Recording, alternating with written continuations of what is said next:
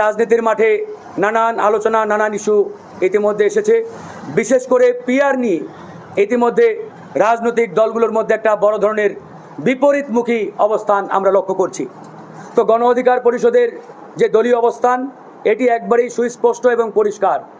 আমাদের পিআর নিয়ে বক্তব্য হচ্ছে আমরা পিআরের পক্ষে, তবে সেটি উচ্চ কক্ষে আমরা পিআর চাই, নিম্ন কক্ষে নয়, মানে আংশিক পিআরের পক্ষে। কারণ বর্তমান যে রাজনৈতিক বাস্তবতা, বর্তমানে এই রাজনৈতিক প্রেক্ষাপটে এই গণঅভ্যুত্থান পরবর্তী সময়ে বাংলাদেশে আগামী জাতীয় নির্বাচনের উভয় কক্ষে, বিশেষ করে উচ্চ কক্ষ এবং নিম্ন কক্ষ, এই উভয় কক্ষে পিআর বাস্তবায়ন করাটা অত্যন্ত কঠিন এবং চ্যালেঞ্জিং।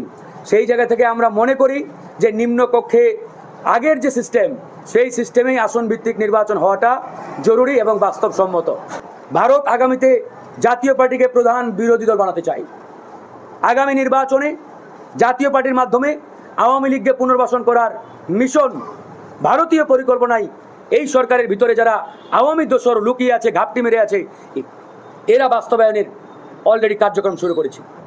দেখেন, এখন পর্যন্ত যারা ইলেকশন কন্ডাক্ট করবে, ইলেকশনের দায়িত্বে থাকবে, তারা কারা? নির্বাচন কমিশন, পুলিশ, প্রশাসন, সেনাবাহিনী এবং অন্যান্য যে অর্গানগুলো রয়েছে, এই প্রত্যেকটা অর্গান এখন আওয়ামী লীগের দখলে। এই সরকারের অ্যাডভাইজাররা বলে পুলিশ বাহিনীর ভিতরে এখন 80% আওয়ামী লীগের লোক রয়েছে, প্রশাসনে এখনো 70% আওয়ামী লীগের লোক। তাহলে আজকে আপনি যাকে নির্বাচনের দায়িত্ব দেবেন সে তো আওয়ামী লীগের লোক। যে ব্যক্তি 2018 সালের নির্বাচনে ইউনোর দায়িত্বে ছিলেন সে এখন ডিসির চেয়ারে। এখন এই ব্যক্তিকে আপনি দায়িত্ব দিয়ে আগামী নির্বাচন অবাধ সুষ্ঠু করার স্বপ্ন দেখছেন, চিন্তা করছেন, এটা কোনোভাবেই সম্ভব নয়। ফেব্রুয়ারি কেন? সরকার যদি চাই ডিসেম্বরে নির্বাচন দিতে পারে, আমরা ডিসেম্বরে নির্বাচন হলেও আমাদের কোনো আপত্তি নেই। তবে নির্বাচন অবশ্যই ফেব্রুয়ারির মধ্যে হতে হবে। কোনোভাবেই ফেব্রুয়ারি ক্রস করার কোনো সুযোগ নেই। কারণ নির্বাচন যত বিলম্বিত হবে ততই বাংলাদেশে অরাজকতা তৈরি হবে। কথিত ফ্যাসিস্ট সরকারের যারা দোসর তারা এই দেশকে একটা বিপদে ফেলার চেষ্টা করবে।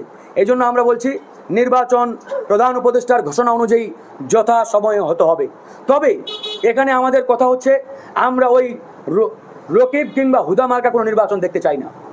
বিগত সময়ে 12টি নির্বাচন খাতা কলমে হয়েছে, কিন্তু বাংলাদেশের মানুষের কোনো পরিবর্তন হয় নাই। কেন হয় নাই? ওই যে হুদা, রকিব কিংবা আওয়াল মার্কা কমিশনের মাধ্যমে যে নির্বাচনগুলো হয়েছে, এই নির্বাচনগুলো দিয়ে জনগণের আকাঙ্ক্ষার বাস্তবায়ন হবে না।